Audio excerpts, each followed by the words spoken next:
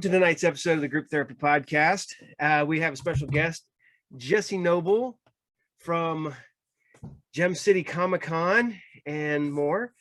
And as always, tonight's episode is brought to you by Are You Game, the best comic book video game collectible store in all of Pickle, Ohio. I am the only one that sells everything in Pickle. Exactly. I am the best. But all right, Jesse, we've got Germ City Comic-Con coming up. Explain some of what's going on with the dates and some of the people. Man, I wish I told you I'd have to be led through this. I need my showrunner Amanda to help me remember all this stuff. Yeah, because the dates are escaping me right now. July 24th and 25th. That's when we're doing that. And no surprise, coming out of COVID, this has been a really tough show to put on. Not only have I been hard getting up for it, having been ready for like the last Germ City, it was going to be great. And then having to cancel, rebuild, deal with budgets. It's been hard for me to get up for that. And a lot of people still don't want to travel yet. That's what I got a lot from artists is like, I don't feel like I want to travel, or creators, or, let's plan on next year. So I got a lot of that, but I'm pretty happy with the guest list we've got together. We've got some old favorites, people that I love to see, a lot of local people. So I'm happy that they're willing to travel, and we're just going to keep on chugging along. Yeah, what was the question? No, yeah. That's one of the things we ran into. I got people asking me because, well, we had the one plan for last year, the PickleCon. Right. The worst part about it is I just got my okay for the venue on the Friday before everything got shut down. So the venue was like, okay, we can run it this dates. And I'm like, all right, cool. And I was going to make the announcement on Monday. Right. And that was all shot to shit. And then I was going to do it this year. And then I'm watching all these other conventions, and like yours is everybody's moving around. People are trying to get those last 3 months of the year, trying to decide, which I'm like, it's nuts. We picked our date for this year because we had to get one off, because if we didn't get one off, it would just be, we're out of people's memory. It'd be 2 or 3 years before we could get back into people's their calendar of things. But we decided that we were going to go on San Diego, because even if San Diego happened at the time, it wasn't canceled.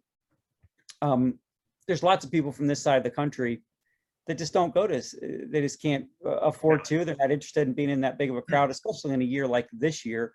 I'm not interested in being in a crowd of 90,000 people or 50,000 people or 30,000 people. I just don't want to do it. So we put our dates right on that, knowing that a lot of the people west or east of the Mississippi were just not going to go out to San Diego. And that might be a trend going forward too. I mean, I don't know. I know of 1 or 2 dealers that from this side of the country that go out there, consistently. The people that usually come to Germ City, I mean. And then I know maybe 10 of the local artists that I know, maybe 10 of them go out to San Diego every year. So if we ended up on their dates, we'd lose them. And then people, I mean, do I know 6 or 7 people like who go to San Diego as fans from here? Maybe. Well, the worst part about it is that I've said this every time I think I'm going to go to San Diego Comic-Con, I get free tickets, right, for every year, and it's like, okay, I'll go, and then it's like, can I justify that kind of money coming out for basically standing in line? Right. I mean, because if I want any of the exclusives, you got to stand in line. You got any one of the big guests out there, you're gonna have stand in line plus the money. And I'm like, right, yeah, I could do other things, right. Absolutely. I could buy a collection of what I'd spend to go out there to so right. I have a good friend that goes there every year. Of course, he lives in San Jose, so it's not that. And they used to live in San Diego, and so it wasn't a big deal for them to travel into town to go to the show. But if I didn't live there, I don't know that I'd want to go there at all. I don't like big crowds anyway. I mean, see, I'm not. as I get older, I find myself not liking that at all. Yeah, I don't like it. I am, you know, when I was younger, it was like, whatever, you know, it's what it is. And now as I'm like, man, I was like, I don't want to be packed in a room with that level of people. I mean, don't get me wrong. I'll still go to like, you know, Motor City or something like that, you know, or one of the bigger ones local.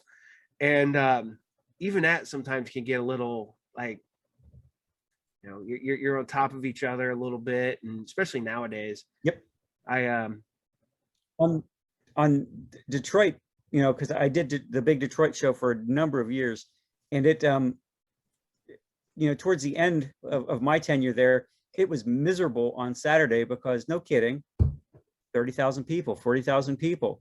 So, you know, and we were, you know, kind of sequestered behind a booth, so we didn't have to deal with it so much, but it was just a wash of people that just walked by, just, you know, moving in the crowd. Nobody could stop and shop and look through bins and stuff like that. But Sunday, it became to where Friday and Sunday were the big days for the dealers. Other than that, like Saturday, I sat and twiddled my thumbs and, you know, and watched the crowd go by. well, I hear one of the problems is that with like these larger shows is they're not, you know, Gem City is definitely a vendor show.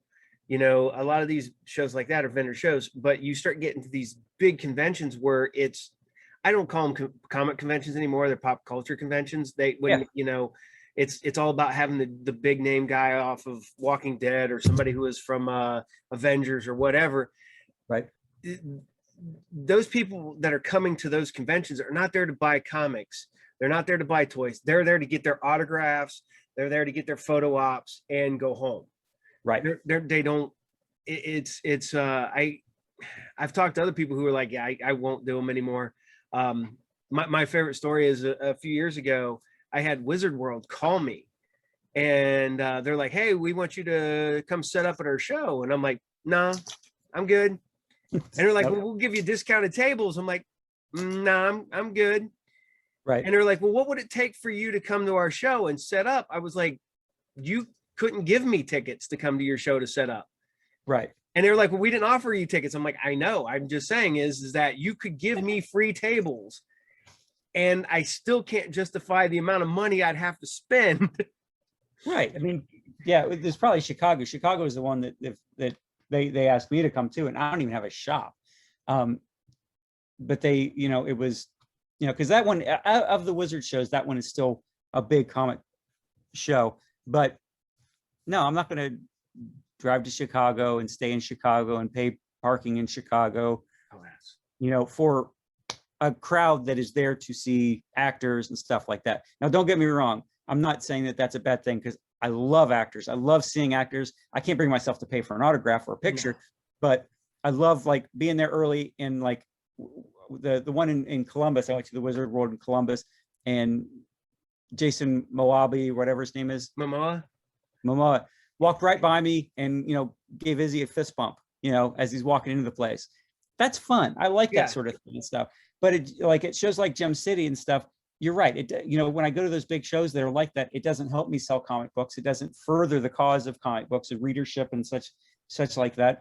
So I didn't want Gem City to be like that, you know. And don't get me wrong. I've turned down lots of opportunities for great, you know, actors, people that want it, you know, and media guests and stuff like that.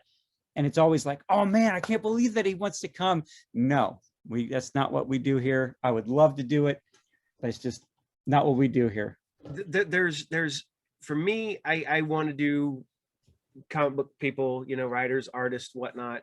There's legit like one guy who I thought about, I've actually talked to, and I would actually justify it because he covers like 3 things. Right. And that was Sergeant Slaughter. Nice. Because he's G.I. Joe, the toy. He's in the comic books. Right. And he's the wrestler. Absolutely. Speaking of wrestlers, you know, and this guy's kind of from your neck of the woods, but Al Snow's coming to Gem City this year. Oh, sweet. Yeah. Yeah. I mean, and I have met him, but he wouldn't remember it. But you know, when he's coming with a book that he did with Broken Icon. Yeah. The Al And Snow comic, yeah, his life story. Yep. yeah, it's called The Ballad of Al Snow and Head. Yep. And, so he's coming as a creator. He brings all the, the rest of him with him, but he's coming as a comic book creator. So Oh, I was yeah. like, yeah, that works. Yeah. Give me 1 second. I'm gonna put a pause in here. My husband is about to eat a new candy. New super fruity bonkers. My son thought bonkers was gum. He knows it's candy now. Chewy fruity candy with this extra fruity inside. So super fruity when you eat bonkers fruit candy. Bonkers. Bonks you out. Some candy.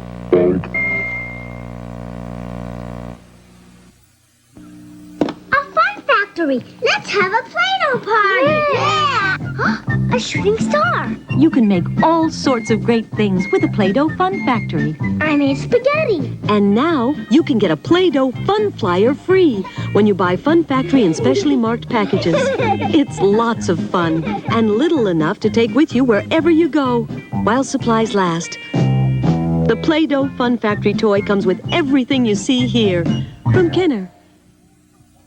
Be careful! This place is crawling with biker scouts! Don't worry, they're not meant for us Ewoks. From Kenner's Star Wars Return of the Jedi collection, new Wicket W. Ark and Princess Nisa, each sold separately. Quiet, Nisa, here comes a biker scout! Ayala!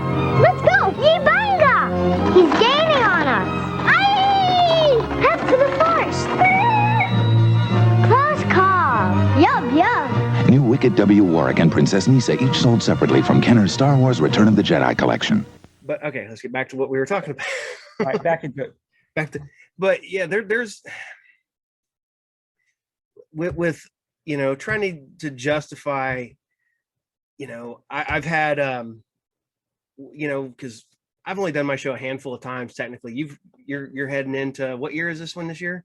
It's the 15th show. It should have been the 16th. 16th. Yeah.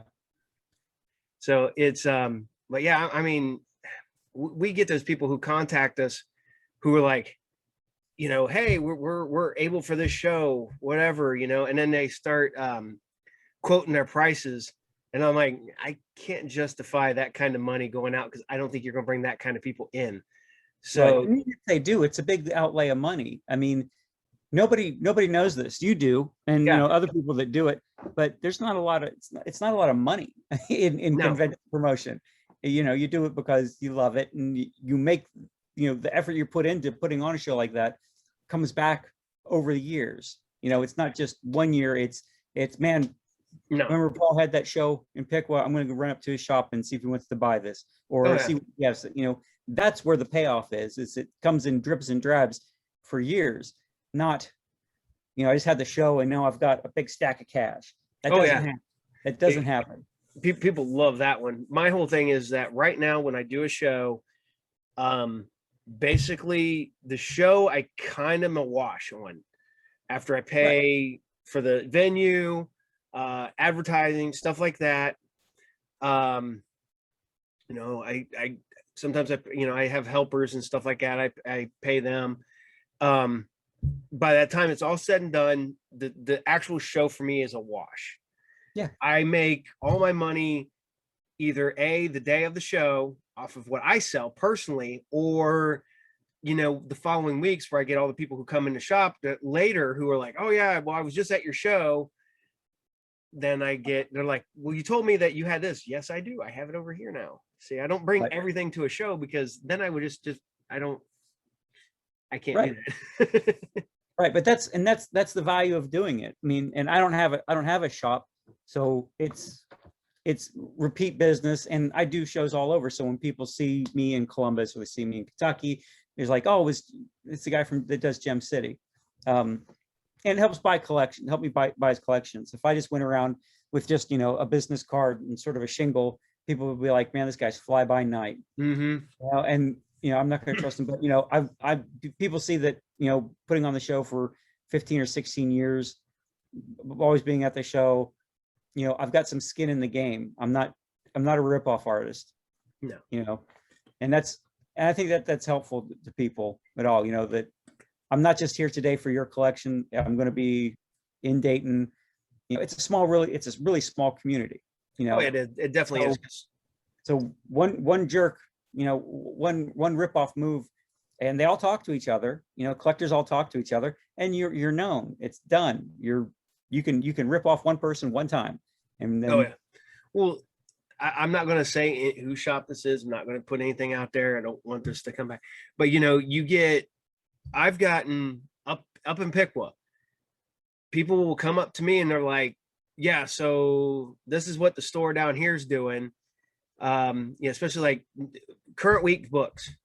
right, And say a book drops, you know, on Wednesday, but on Monday somebody says, "Oh, it's the first appearance of somebody. It's a $20 book on Wednesday when it comes out." right, File customers will get mad because they go to get their file out and suddenly there's a $20 book in their file. yeah, And I'm like, no, I won't do that. That's super shady. But you know, if I have them on the shelf, those get pulled. absolutely, But my file customers will be taken care of. And see, that's just another thing is that goes on. Your regular customers will tell other people that, hey, you know, this guy watches out for you. He makes sure that you get your stuff, whatever. And you know, I hate to say this, I've been 50, going on 32 years in this business. I started Right. at 15. People know me that haven't seen me in 10 years. right, And they're like, "Oh man, I remember you. You were, you know, this kid that used to sit over in Indiana and stuff like that." I'm like, "Yeah, that was me." And they're like, "Oh yeah," and that rapport is still there because you know I did them good 10 years ago. Right. So you know, kid 10 years ago, 37, 10 years ago, but you know, it's you know, it goes back to I remember people who knew me from back when I was still in high school. right, What we used to do I had to explain to this a while back that we would do the um 2 shows over in Columbus. You do like 1 show in Indianapolis, you did Sharonville, you did Cincinnati, you Right. sometimes do Toledo, you go up into Michigan, so you do like, you know, here and there, them little shows up in Michigan. I was like, but that was every weekend, sometimes twice a weekend. You know, Yep. there was a Dayton show, there was the Dryden Road show, and then the Holiday Inn show. And that was one was on a Saturday and one was on a Sunday. And they were literally 2 miles apart. Yep. And they were still doing, but that people remembered me from those days of traveling around. They're like, was you still hang with that fat guy? I'm like, yeah, he's still my best friend. And I was like, yeah, my favorite one was last time you saw him, like yesterday. We went to the gym together. So and you know, it's funny to still have that to this day with some of those people from back in the day. Right. And it's incredible that like you said, people do not forget. If they were taken care of by a guy 10 years ago, 20 years ago, they will still go to that guy. Absolutely. And people are creatures of habit. I mean, Oh yeah. they'll just they'll keep coming back because that's what they do. It's Wednesday, I go get my books on Wednesday. Mhm. And that's just what people do. Oh, yeah. And God love them for it. I mean, Oh yeah. and by the same token, dealers is a really small community too. And we all talk to each other. And if you're a crappy customer, everybody knows. Oh yeah. Yeah. Everybody knows if you're That a happened crappy- relatively recently. Right. I don't know. I don't want to talk about it, but No. all that just doesn't make any sense to me. Either way, I just gosh. But yeah, it's a real small community. You know, a lot of you like to think that a lot of these shops are in competition, and they are, but they're looking out for each other. If something Oh, yeah. happened, you know, he's on the, you know, this shop guy's like, if something happened at your stop, like if somebody took a bunch of books out of your store, you could get on the phone and call Vandalia, you know, you could call Inglewood, you could call down into Dayton, you call it the Fairborn, and all those guys would look out for your books. Oh And yeah. if they walked in, you'd get a phone call. Oh yeah. Well, I just had to a couple years back. I had to basically take a guy who was stealing magic cards, Right.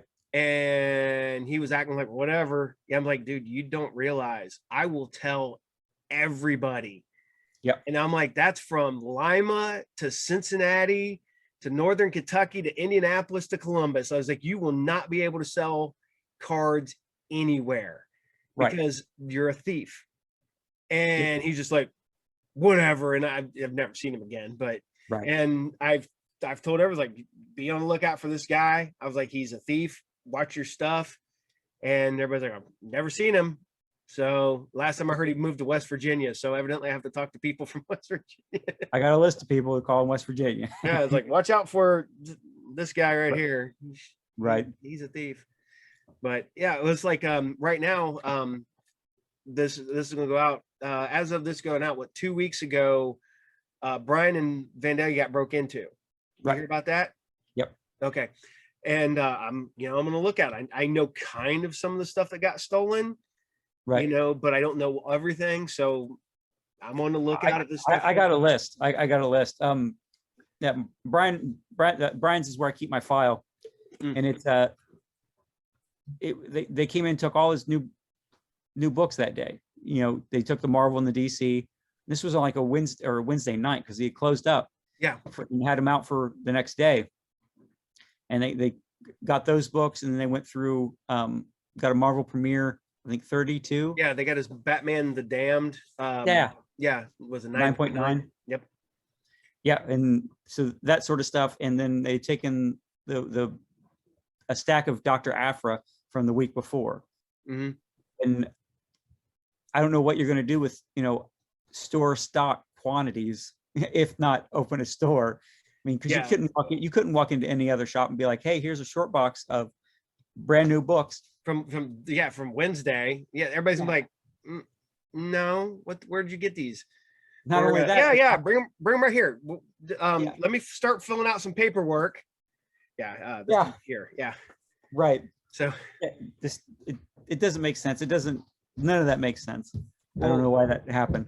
Oh yeah. Well, we had one time, the mall, somebody stole magic cards from the mall. The guy came to me and just the whole deal seemed bad. They hadn't gotten to me yet. This is all within less than an hour. This guy legit went from the mall, stole them, came to me to sell them. So 10 minutes. I said no. Mark calls me up and he's like, hey, he goes, this guy stole this stuff, whatever. He's like, he was just here. So I called another shop in town that sold magic at the time. And I was like, this dude's probably on his way. And he goes, he's here right now. And I was like, okay. He goes, I was like, hold him, just drag his shit out for a while. Right. And the owner, I guess, confronted the guy in the other store. So yeah, it was the cops didn't get involved, but it could have been very easily like showed up. This, like I said, we all watched out for each other that day, and right. So it's one of them definite, like I've said, you make your money. If you're going to go out trying to put another store out of business, you're probably going to put yourself out of business before you put the other store out of business. Right. Because you're going to do everything you can. You're going to cut your own throat. You're going to drop your prices. You're going to just do whatever you can, and you're going to screw yourself over. There's no money in competition. Well, there's money in competition, but there's no money in cutthroat competition. Does that make sense? Yeah, absolutely. And there's what's the old adage? And I think there should be, there's up in Pickwood, there's 2 shops, right? Yeah, there's me and the mall, yeah, and we work together. Right, you guys work together. Yep. But I mean, I bet you if there was only one shop, neither one of you would do as well. No. Yeah, I mean, just because when there's 2 shops who are close together, and I think this is how it is. That and I've got examples to help prove it. But I think it's like a town with 1 lawyer, that lawyer goes broke. You get 2 lawyers and they both, become millionaires. Yeah. And I think the reason is because when you have more than one of the same kind, you become a destination. People, come from out of town or whatever, and they're like, let's go up to Are You Game? And while we're here, let's go run over and check the mall. Yeah. There used to be a street, and it may still be there, but in Denver. And it was called Sellers Row or Booksellers Row. And it was just store after store after store of high-end, rare prose books, of books. And they all stayed open. They all, and it's because it was a destination. If you needed to find, that the 1880 pressing of Lewis and Clark's Expedition portfolio, that's where you had to go to get it, you know, and while you were there, of course, you're going to want to see this. And of course you want to see that. So it becomes destination. I always thought that here in Vandalia, that if there was another shop, then they both do great because, you know, rent's relatively cheap and it's not too far out of the city. And I think if you walked into one shop and it's like, man, do you have that Amazing Spider-Man #1? You're like, well, no, let me go check the other store, you know, that sort of thing. Oh yeah.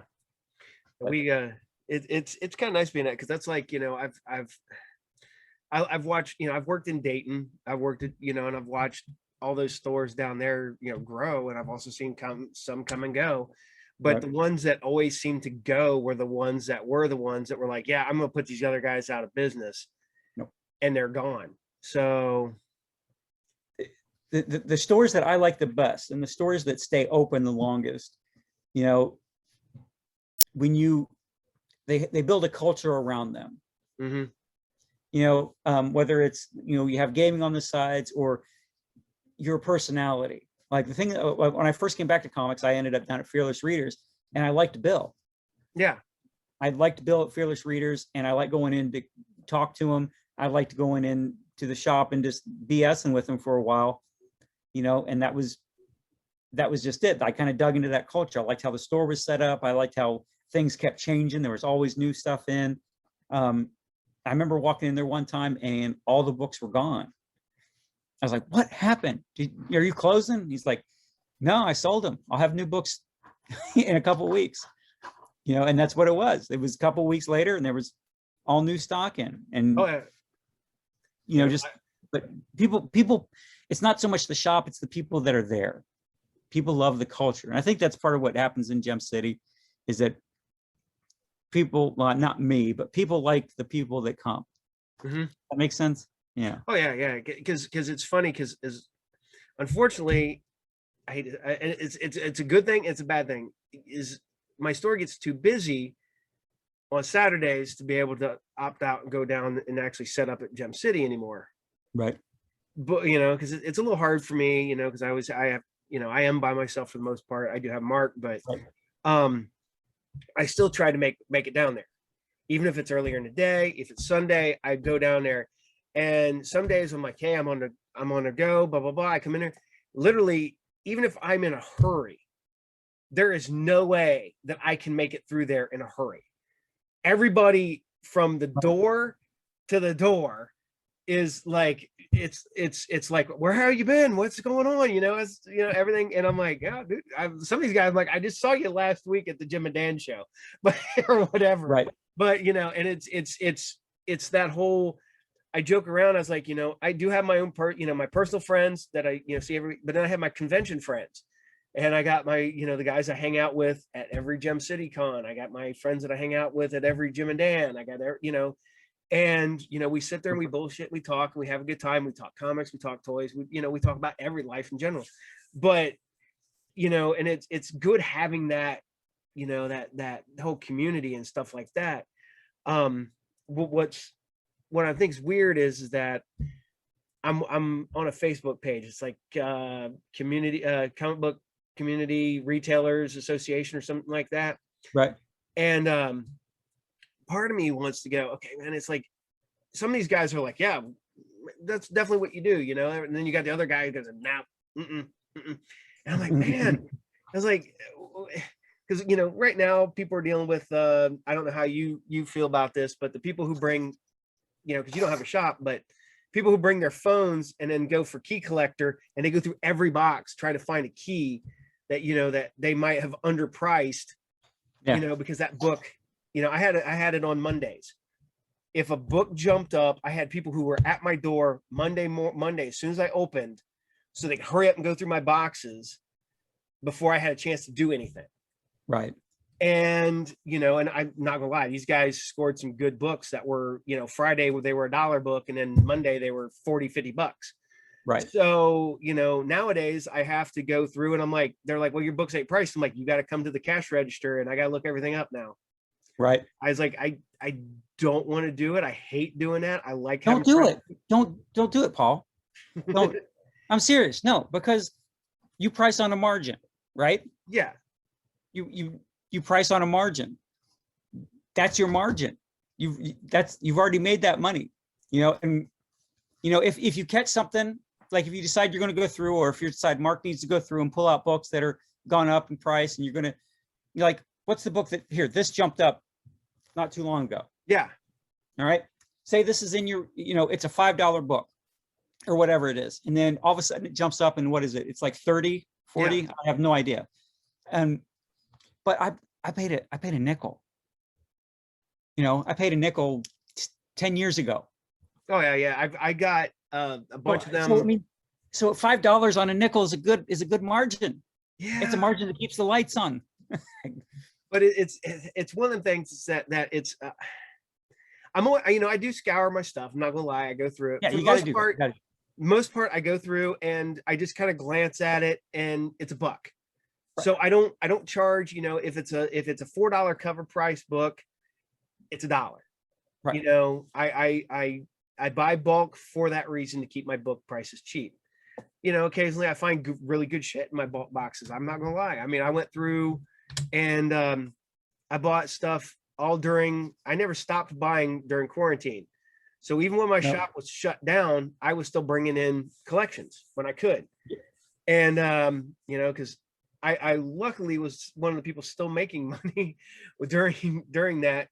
And when this is all over, we'll talk about it. But I mean, quarantine has been great for online comics. Just, I never did better. I sold my Amazon store. I had to close it because I sold out of everything.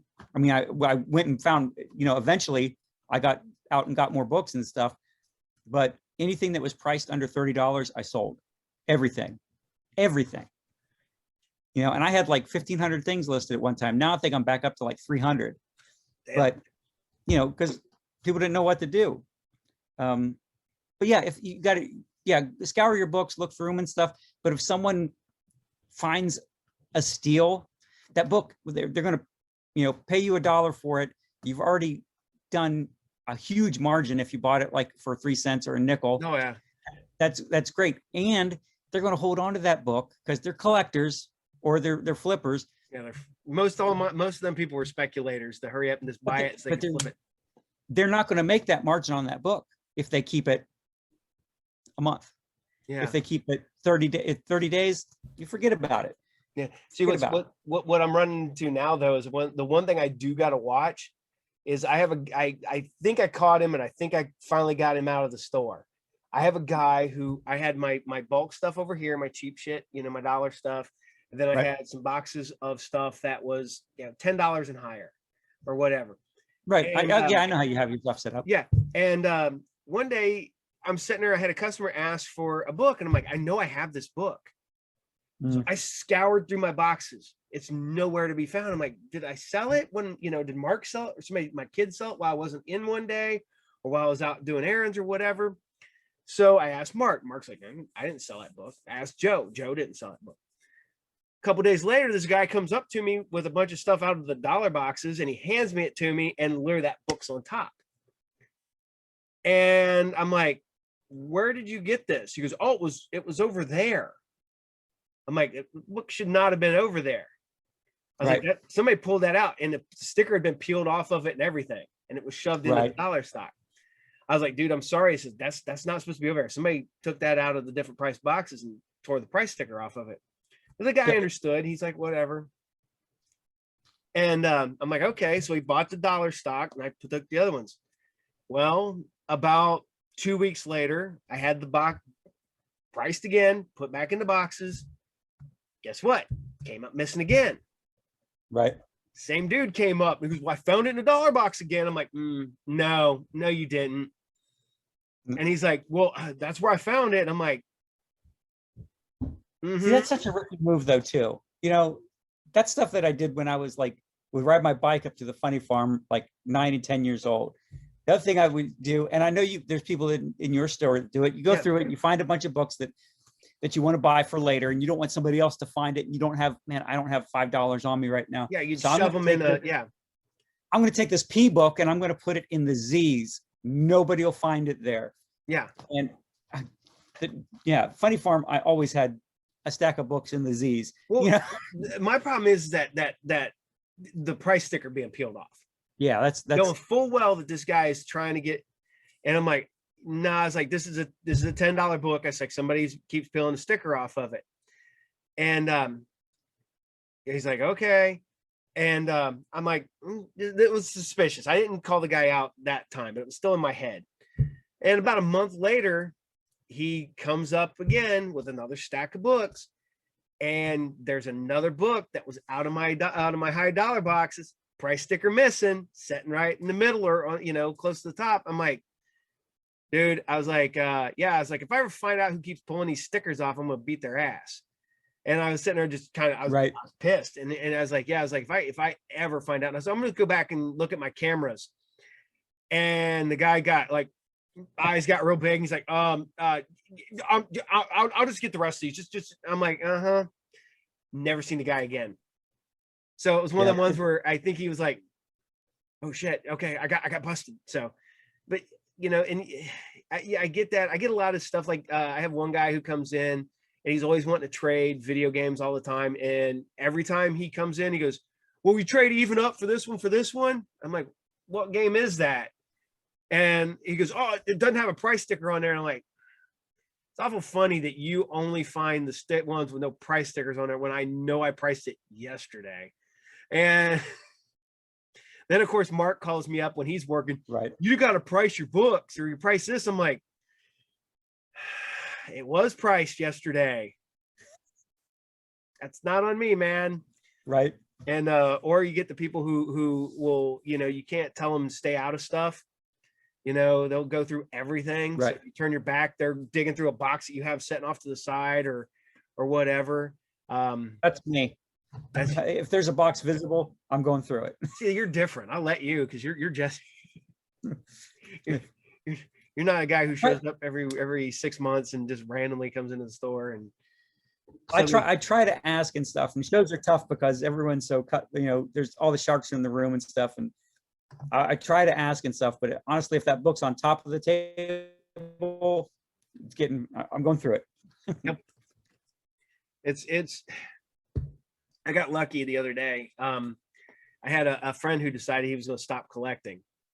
No, he's not out completely. Right. He's a good friend, Brent. He's like, you want to buy my stuff? And I'm like, yes, I do, because I know what you have. And don't get me wrong, he has tons of garbage because he's, you know, he likes a certain character, so he loves the Flash. So there's tons and tons of the Flash. Most of it's not worth anything. Right. But you know, I knew that he had this book, he had this book, he had this book, he had this book. So I paid, you know, a good chunk of money just for essentially a short box. All the rest of it was. Well, that's how it always is. Yeah. Well, I bought a collection a few years back, and literally I wanted 3 books. Of course, one was you know, Amazing 129, and was it 128, 129, and then like 130 something, you know, but it was like these, like the Earth Punisher, and I was like, I bought the collection for essentially 4 books. The rest of the comics were.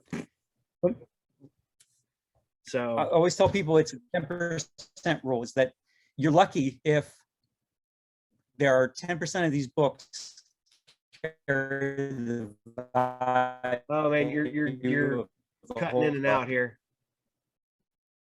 I think I lost you. You've got a good deal is if there's 10 books worth $100 together out of a collection. That's how it is. You know, and that's a good collection. 10% is a good collection. Usually there might be like 40 books that are worth what you paid for the whole collection, and then it's just not worth it. Yeah. Well, it's like I joke around. It's like I've got 200 long boxes and probably another 200 short boxes in my own personal collection. And I was like, I know that there is, you know, 200 long boxes worth of stuff that's not worth anything. It's all, but you know, I also have a pretty good run of X-Men. I have X-Men pretty much from, I think, I'm missing like 20 issues of Uncanny. That's it. Yeah, it's relatively small amount. And yeah, that's worth a lot of money, but literally that takes up two long boxes. So Yeah. Yeah. Exactly. I mean, and right behind Man. this, you can't, it's 25 boxes in my personal collection. And I know My internet, I don't know if my internet's crap or your internet's crap. never did them again. And yeah, but if one of those books gets hot and expensive, you believe I'm pulling it out. So there are no keys over there. Every one of those keys got pulled after they became hot. Like the detective, what is it, 880 or 888, the one, the Jacques cover with the Joker and the bats. Yeah. Dude, Yeah, I pulled that out. I pulled that out, graded it, and sold it. It's gone. It's now there's a hole in my collection, and it doesn't bother me anymore. It used to bother me to no end. Now I don't care. I have horrible OCD, and it gets bad sometimes. Sometimes I can let stuff slide. It's whatever. Right. The worst part about it is right now, I compulsively collect X books. Have since I was a little kid, and some of them are horrible right now, just atrocious. And my brain is still like, no, it's X. You should get it, and then I immediately regret it, and it's sitting there, and I'm like, I had to tell Mark today, I'm like, dude, I was like, do not let me order any more X-Core. That book's bad. I was like, if I could retroactively cancel the book before I got the first issue, I would, just so I wouldn't have any of them. So, okay, I pulled relatively recently. I got I was one of the people who bought Something's Killing the Children when it dropped. Right. It sounded interesting to me. I picked it up. I picked up like the first 5 or 6 issues, and to be honest, right, I think it's okay. I'm not a big fan of it. I know there are people who, and I'm sitting there staring at it, and I looked it up. I'm like, okay, that's a $250 book. Wow. Or something like that. And I'm like, you know what? I'm gonna send it off to get graded. I just got it back relatively recently. It's a 9.8. It's it has $1,300 now. So I was gonna say that's like over 1,000. Yep. Well, the worst part about it is that the day I priced it, like several others sold it 12 to 13, one sold for 17. And I'm like, it's setting up in the shelf. I'm going to take that with me to the next show. And because it's never going to sell in my shop. My shop's too small. Right. But I got the Venom First Host. I got the second prints. I'm like, I don't care. I got the first prints. I got the series. Those aren't worth much of anything. That second print's worth, I think I got 300 on it. This is a 9.8. Wow. But the worst part about it is, if I would have got it when I shipped it off, it was like 6 when I shipped it off. So right. That's one. I hate that. That's what, or I don't know how you feel about this. I got to bring this up. Okay. I'm hearing these horror stories of CGC, and I think I was part of it. I sent off some books that if I didn't think it would bring at least a 9 or higher, it was not getting shipped out. Right. But I got 3 books back, and everything. I have 2 books that are 8.5s. Right. I'm looking at them. I can't figure out what's making them 8.5s. Yep. Out of the 3 books I got, one is a 9.2, and I think the 9.2 is not in as good a shape as both the 8.5s. I'm tempted to go get a book to show you. Well, then the other one is that I sent out one of the Target exclusive Star Wars Clone War books, the square bound one. Right. I sent it out, and of course it's odd size, so I stuck it in a regular bag and board, and I shipped it out, and it came back, and there's like, it's got thumbprints on the back, so it's a 9.2 or a 9.4 or something like that. I'm like, those thumbprints were not on that book when it left my store. Right. And I'm like, I don't want to be a dick because, and somebody brought this up. They're like, it is not in CGC's, it's in their favor to grade low. because what you'll do is if you get a book and you think that it's going to grade higher, you're going to bust it open, press it or clean it or whatever, ship it back to them, pay them yet again to get it graded again, and then get it sent back to hope that 8.5 is now a 9.2 or a 9.4 or, you know, whatever. And I'm like sitting there going, God, that makes so much sense. Because to be honest, like I said, those 8.5s, I do not think are 8.5s. And I know that 9.2, I would say that was an 8.5. And I think the 8.5s might be, you know, so. See, I see, I don't think it kills me because CGC makes too much money to worry about a $17 submission. I mean, or whatever it is at the regular submission. I think what does a regular submission cost? $22 for a modern book plus insurance? Yeah, something like that. All right. I've got a gold, platinum, whatever membership, and I think they're $17 plus shipping. Yeah. So I mean, that's not a lot of money to ruin your reputation over. I know, but it's still. But that's what happened with PXG. PXG was a good grading service, but they got caught swapping books. And I don't think it was any of the people that owned it. It was maybe some of their graders or something got caught swapping books. And that was it. They changed ownership and they still have problems. Oh, yeah. And at the time, I thought that when they first came out, I thought this is going to be a serious competitor because their holders were cool.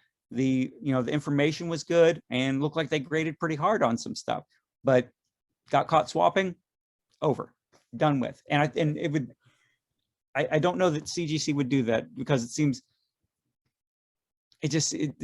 like such small potatoes to me. But I don't know that I don't know their business. So maybe it is worth them. People always ask me about, well, do you trust them to, handle your books with care? And I said, well, you're sending in a Surf's Up Pokemon. You're sending in a Surf's Up Pokemon. You can't, they're not going to screw up your book, for the Batman #1 that comes in, for the Detective 27. But you're right. Not only did I wait a huge amount of time for my books to come back, I had 2 orders of 50. So it was on 2 sheets and all that, 2 stuff. And they just took forever. I'm talking like November, it was over COVID and stuff. So I know they were super busy, but I sent them in in November, and I think I got them back in late April. See, we shipped ours out in February. They didn't get them until almost the end of March because they have that weird, because they got a warehouse that shit just sets in until it gets checked in. And then the actual grading time frames, and now their grading time frame just keeps getting further and further and further and further. We've still got a handful of books out. Luckily, my books that I shipped out all came back. I believe Mark has some. We had another customer who got a couple. They still haven't got their books back because those. I'm going to tell you a dirty secret, and everybody who's listening is going to learn this dirty secret too. When something is time sensitive, or when I don't want to wait as long, one book in a tier, like if I'm sending in a bunch of modern books, I will select one of those books as express service. So when it comes in, I plaster the whole thing with express. And it seems to me that those books go through at express. But just one book. Just one book. Just got to have one book. Now, I'm sure I'm not the first person to think of that. I'm sure I'm not the only person that has ever done it. I'm sure that they're hip to it because but I mean, that's what I've done. I've done that in the past. If it's a whole bunch of them. The book that came back 9.8 for me, and sometime when you're over, I'll have to show it to you when I bring them out. I think I'm not going to have them out till Baltimore, but I sent in all the McFarlane books from Spider-Man, from 298 to 103, that including a newsstand 300. That was nice, very nice.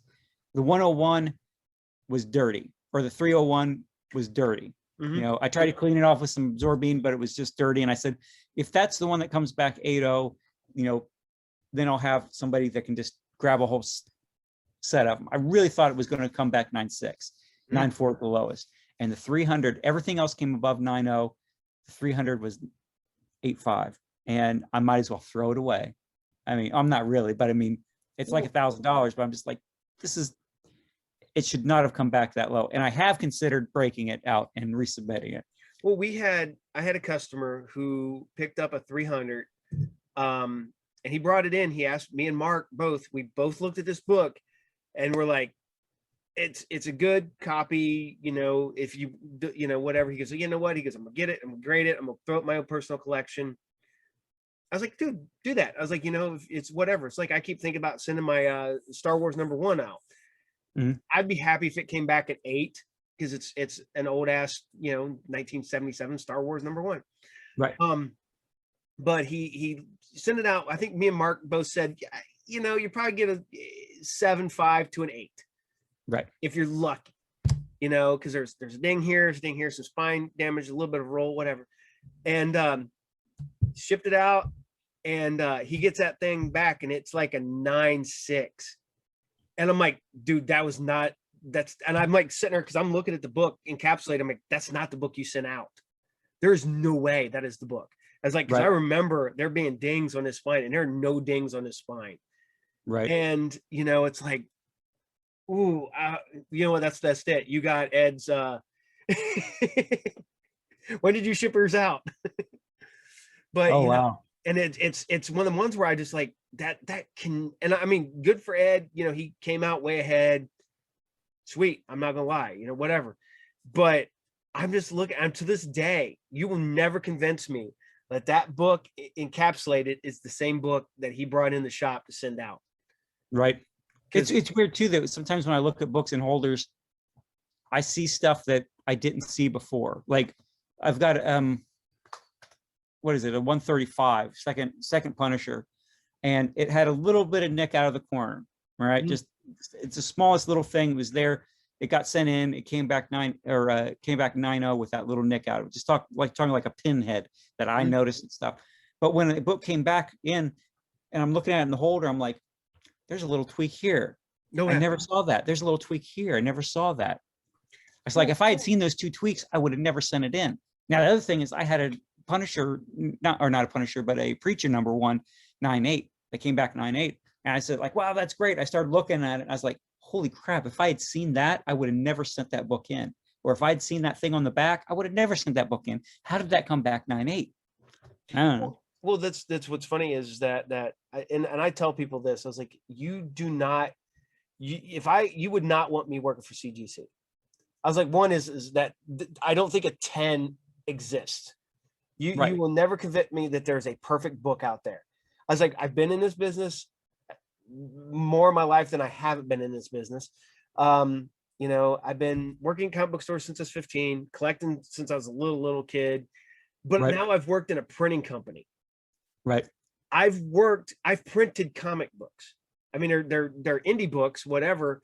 But I've printed them, and I've looked at books that have come off the press, fresh, bound, everything. Strictly, no other human being has probably touched. You know, I probably touched them 5 times, get them to this point. But I'm sitting here, so you know, they come off the printer. They got to go through the cutter. They go through the stitcher. They go through the binding and stuff like that. You got to go through all that. There is no way a book can go through that without getting dings. Right. There's no way. And you're talking like, especially comics on the scale that Marvel, DC, Image, and all that shit produces. Right. There is no way you're going to get a perfect book. And I don't think it's possible. Right. And I was like, so I'm sitting there and I look for everything. And I've had people come in and bring me books, and I'm like, dude, I was like, I wouldn't send this in. Oh, it's it's first appearance. I'm like, that's gonna be, I feel like it's gonna be like a 7. Right. And and I grade hard, and they'll get it back and it's an 8 or something like that. And I'm like, okay, well, I know I'm grading hard, but I'm always super you know, I don't know, Right. hyper focused. I suffer a lot from the opposite. Like I will fall in love with a book and decide, oh man, and you stop seeing its flaws. You stop seeing its flaws. I had in fact, it's over there. I keep a box of CGC stuff that I call my box of shame, because it's stuff that I misjudged so poorly. You know, it's the first appearance of Cheryl Blossom. And I love this book. It's a beautiful book. It's Cheryl Blossom cover. It's got the good gag on the front. And it's fantastic. I love the book. I loved it. Sent it into CGC. Got it pressed by Al Stoltz. Sent it into CGC. I was like, oh man, this is going to be 9/4. It's going to be great, because I love Archie books too. I just think they're just awesome. Came back and it's a green label. It's like, what? So I'm looking at it and stuff, and I read the notes, and it's like, there's crap cut out of it. It's missing a whole page. It's got ads cut out of it. I was like, did I even look at that book? Did I even open it? I'm like, no, I didn't. But yeah, you fall in love with it and you just stop seeing its flaws. I've got a whole box over there, the stuff that I used to love, and now I can't stand to look at it. But I keep it around as an abject lesson. Well, see, what's funny is it seems like every time I buy a collection, I end up with a handful of graded books. And some of the books that people have sent out to be graded, I'm like, are you crazy? Right. Like I got like a random ass issue of Preacher, and it was graded at a 7. And I'm like, I threw it on a shelf because got it in the collection. I put it $5 on it, threw it on the shelf. I was like, because it's worthless. I was like, it's literally a dollar. And then I've got a guy that I know who he just keeps sending books in to get graded. And he's sending stuff that I can go right now to any comic book store, probably in the area, walk through their dollar boxes or their cheap boxes and pull it out, because there's no value to it. And he sent it off to get graded. And I'm like, dude, you're gonna, if you're lucky, you'll break even. That's if you're lucky. I have a guy who keeps trying to sell me a stack of graded books that there is no value to. And I'm like, I've told him that like a dozen times, and I'm like, dude, I was like, your random issue of Avengers is not, he goes, well, it's graded. I'm like, so it's graded. It's not even a 9. It's like an 8.4. And I was like, I'm literally going to buy it, and I'll put $5 to $10 on it, and I'll throw it on a shelf because somebody will buy a super cheap graded book just to throw in their collection. Right. And that's where I sell those. And I was like, dude, so I'm not going to give you much for it. I was like, and he goes, well, I bought it. It was part of another collection. I was like, then I had to be part of somebody. I want to trace it back. I want to get one of these, go find the barcode and find the original guy who sent that book in and go, why did you? Go ahead. I have a friend. I have a friend that at shows and stuff, we'll bet each other stuff. Like, I bet you that girl over there trips, or I bet you that guy's, his books are going to fall on the ground and stuff. And we'll bet. It's like, well, if I win, you have to pay for grading of a book that I choose, and it'll be shipped back to you or whatever. Like, usually this is at Baltimore. He sets up across from us at Baltimore, and we'll do that. And last year he won. I paid the graded book, and he wouldn't tell me what it is. You want me to go get it? Yeah, sure. I'll show you the book that I graded. Okay. The Amazing Spider-Man and the Incredible Hulk will return after these messages. He'll fight for freedom wherever there's trouble. G.I. Joe is there. G.I. Joe! It's Major Blood in the Cobra Copter. They're after Gong Ho. Get the G.I. Joe Dragonfly Copter. Wild Bill to the rescue. Major Blood, look. Let's get out of here. Cobra's turning tail. Want to lift, good buddy? G.I. Joe! American hero! G.I. Joe Dragonfly Copter comes with Wild Bill, other figures and equipment, each sold separately from Hasbro. It's the perfect time. We've stolen the world's supply of new pink lemonade bubbly up. It tastes like pink lemonade. It's the new taste everyone's after. Uh-oh. It is I, Detective Yum Finder, now to upset Bubble Yum Bubble Gum. But pink lemonade makes big pink bubbles. You're all washed to pop off. But it's you who's going to wave goodbye, Yum Finder! New Pink Lemonade Bubble Yum, the big taste everyone's after. Well, there used to be a guy that used to see set up next to us at almost every Jim and Dan show. Guy had boxes upon boxes of graded stuff that was only a couple of, at that point, a few months old. And you're like, none of this is worth anything. I was like, and pardon me, I bought a few issues because there were just some random Star Wars books that I bought at like 20, 25 bucks a piece. And I was like, why did you grade these? I didn't. He said, I bought a collection. This was from a store. They probably had to send a week's worth of books out and got everything graded. Because I'm like, it's literally just random issues of Star Wars comics at the time that weren't worth anything. And I bought some, took them home, and sold them to some of my Star Wars collectors so they could just have graded comics. So let's see what you got. So I paid a regular submission and plus express because I lost the bet with him, and it is a 7.0. What is it? It's Army Surplus Comics featuring Cutie Bunny, #1. That's horrible and funny at the same time. Because I lost the bet, and he's like, "All right, well, I'll pick out a book, and you got to pay for the grading." It's like, "All right," so that's what I got. I think I'm going to send off because I have my first store exclusive comic. Oh, nice. It's the Wendell. It's from that guy C. Raymond, the one that's been on my show. He's phenomenal artist. I love his stuff. Matter of fact, I would bring him to try to get him at Gem City, or I'd have him at my show, but he lives in Arkansas. So I would, love to have him here. But I'm thinking, because I have the first issue, because I have the 50 issue run, I have the first one signed, 1 of 50. And I think I'm going to get that graded just so I can have it. I don't care if it comes back a 5, whatever. Right. But it's mine. It's my first store exclusive book. That's awesome. But this is what I'm going to do, because my friend Sean put together. They did a self-published book, or they have a character called what's her name now? Scarlet Huntress. Yes. Yeah. All right, and she he put together a Kickstarter and asked his friends to do illustrations for it, and I did an illustration for one of the books. This is a field guide of all her cryptids that she comes across in her adventures, whatever. And I drew a Mongolian worm or something like that, and so I have a credit in the book. So I'm going to pick one up at Gem City, have it witnessed, signature, and send it in. So I'll have my own signature on a book. See, that's the sad part is that I actually have, it's funny because it's sitting on my back wall of my shop.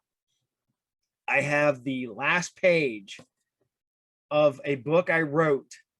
I have the artwork from the very last page of the book hanging on the wall. I think the book's done. I don't know if it'll ever see the light of day, but I own the last page. Shout out to Jay, because I love you to death, but I'd love to see my book done. Just got to get it done.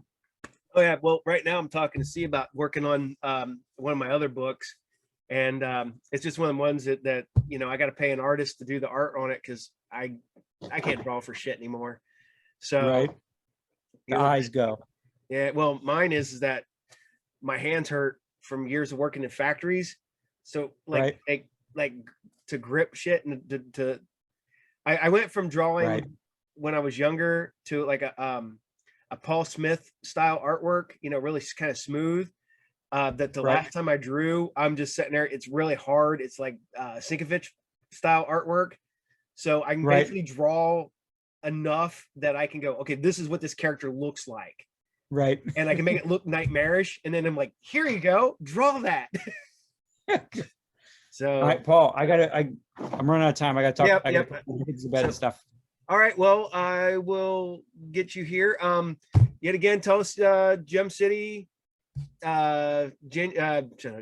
July With the last weekend in Right, July 24, 25, 2020. We've got some great guests. www. Do people still say that, or they just go like gemcitycomiccon.com, and we're Gem on City the Comic-Con, yeah. Facebook and stuff like that. When's the next show you're going to be at? You going to be at the Jim and Dan show next week? No, I'm going to be. We've got my Detroit show is that same weekend, so I'm going to be up in Detroit. Because I just told them, they asked me where I want to be set up next to him. I'm like, I just set me up like next to Jesse, like I always am. So well, they know that I'm not there, because I was talking to him and I was like, yeah, I'm going to be in Detroit, and he knew that when they got those dates. But yeah, I'm going to be up in Detroit that weekend and with Billy and stuff like that. And tell you what, little shows have been fun. Like we were able to get that one off a whole bunch, and we were able to get the Indiana show off. We need to get you to come back to that one if you can get to it. Yeah, I want to try to get that done. I got to go. I got to get my van fixed.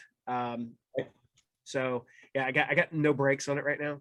So yeah, it's not good to drive like that, especially on the highway. Oh no, especially when that damn thing's full of books. Thing's a bitch trying to drive when the brakes are good. So right, yeah, I've been doing it for how long now? So I burn out so many vans over the years. So right. It's like before you go, I cannot remember his name. He comes up from Kentucky. I almost always buy his books off of him, but he literally fits like 20 boxes in a Toyota like Corolla. And I was like, how? My last garage sale, he came up and bought the bulk of it at the end of it. And it was, no kidding, it was 25 boxes, and he had a Dodge Challenger, and he fit it all in it. Did you see the pictures of me loading up my my Magnum when I bought that collection? I had every square inch. I'm sitting in my seat like this. So my passenger seat full, console full, floor full, the whole back full, and it's jam packed. I actually started taking shit out of the box so I could just shove it in. Yeah, I've done that. We bought a store down in Kentucky, and that's what it was like. It was like we took everything out of the packages, out of the boxes, opened up cases of Marvel Selects and just jammed them in every open little spot. But yeah. Yep. So, all right. This is fun. We need to do this more often. This would be easy. Oh yeah. It's just like talking to you in the garage or something. Oh yeah. Well, we can always just let me know and we'll do it. And maybe I can get other people, because Mark was going to come in, but he's actually at the movies right now. Well, yeah, he's probably still at the movies. He went and seen the Hitman's Bodyguard's wife. Nice. So yeah, and maybe I can get some more people, and I'd like you to meet C. So whatever, and cool. And get everybody up here so we can have all this going all at once. So right. But I'm glad you stopped hang out with us for an hour or so, and we got to go hang out and have dinner or something, because I think we keep wanting to go down to, what's the pizza place in Vandalia? Hairless Hair. Oh yeah. I got a gift certificate there too. Yeah, because we were talking about doing that a while back, and then I was like, I tried to get a hold of you or something, or I was gonna get a hold of you, but I'm literally like driving down the interstate. I'm like, so I was like, nah, maybe next time. But yeah, we'll all get together. Me and you and Mark and my buddy Bone will come down and we'll all hang out, and that'd be fun. And we can all have pizza and hang out. So yeah. All right. Well, you guys, you have a good night. Tell everybody I said hey, tell Bill I said hi, and Izzy and all them, and I will talk to you later, sir. All right, thank you. Good night. Good night. Is that like a hard close, or are you going to edit that part out? Yeah, I can edit this out, because I'm going to edit the end, the extra, so the outro. Right. So cool. All right, man. Later. All right, take it easy. See ya. Bye. Bye. Leave meeting. Leave meeting. There we go. All right. That is all for tonight's episode of the Group Therapy Podcast. Jesse will be back for some more fun. And you all have a good night. And remember, we're not licensed therapists. Before I forget, remember, follow us on Twitter, Facebook, Instagram. Check us out on YouTube. Check us out on Podbean. We are growing constantly. If you can help us out on Patreon, that would be awesome. We are always wanting to get more back to everybody. So thank you, and everybody have a good night. Bye.